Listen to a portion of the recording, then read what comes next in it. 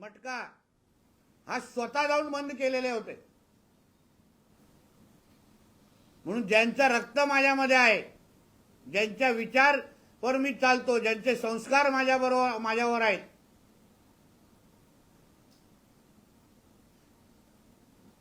त्या राणेसाहेबांचा मुलगा असताना, मुलगा पालकमंत्री असताना मी पोलिसांच्या सगळ्या कर्मचाऱ्यांना आणि एसपी सकट सगळ्यांना सांगितलेलं की तुम्ही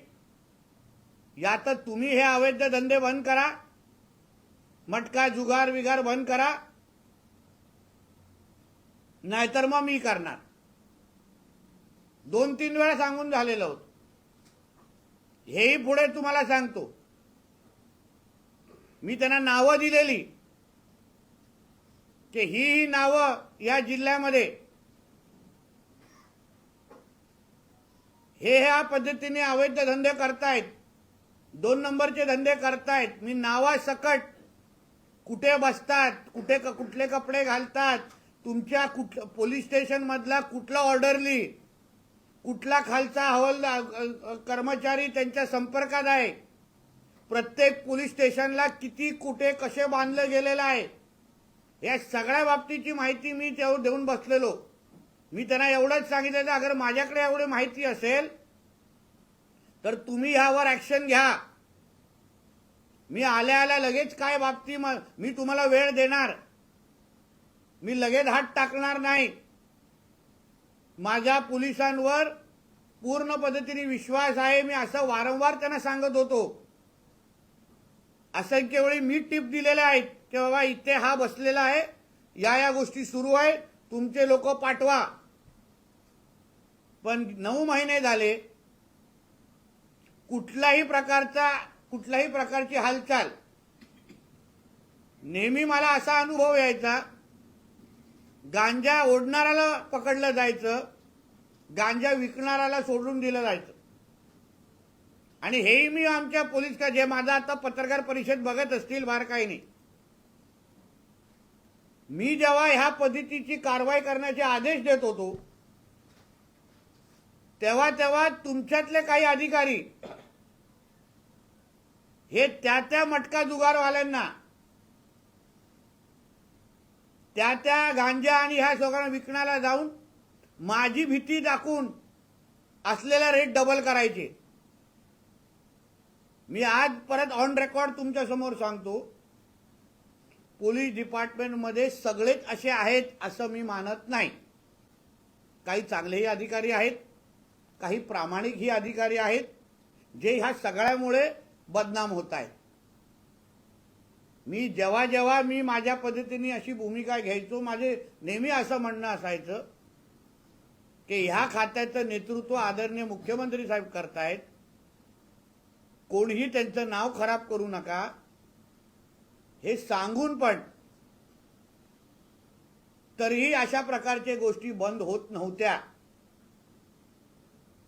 काल जी काय मी धाड टाकली स्वतः जाऊन, त्या व्यक्तीबद्दल मी कणकवली पोलीस स्टेशनला 4 महिन्या अगोदरच माहिती देऊन ठेवली की हा असा व्यक्ती आहे, मोठ्या प्रमाणामध्ये मटका लावतो, कणकवलीमध्ये त्याला मटका किंग म्हणून ओळखतात, त्याचं एवढं कलेक्शन आहे, ह्या गोष्टी बंद करा. काही झालेलं नाही. उलट मी बोलल्यानंतर 1 लाखाचे 2 लाख करून घेतले.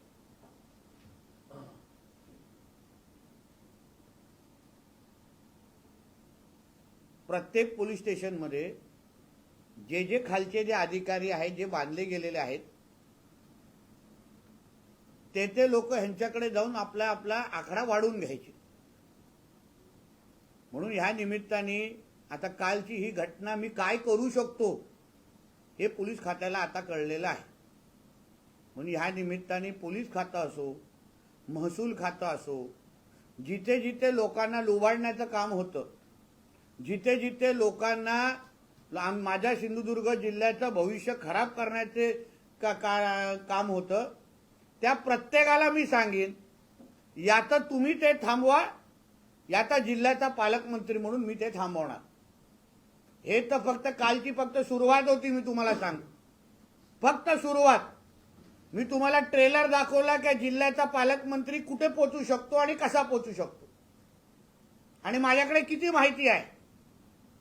म्हणून याचा तुम्ही या जिल्ह्यातले सगळे अवैध धंदे बंद करा.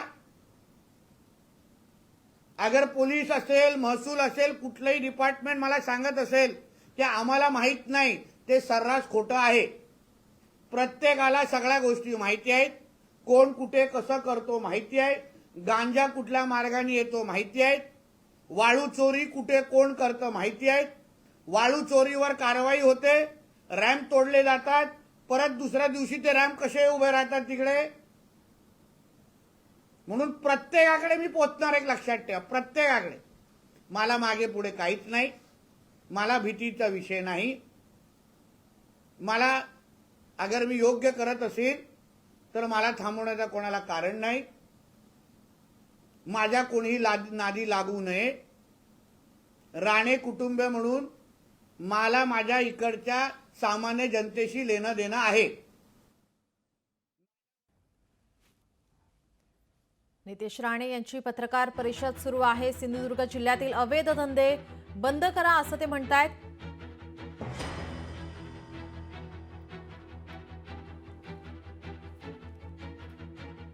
नितेश राणे यांनी एका ठिकाणी धाड टाकलेली आहे, ज्या प्रकरणी आता कारवाईला सुरुवात झालेली आहे.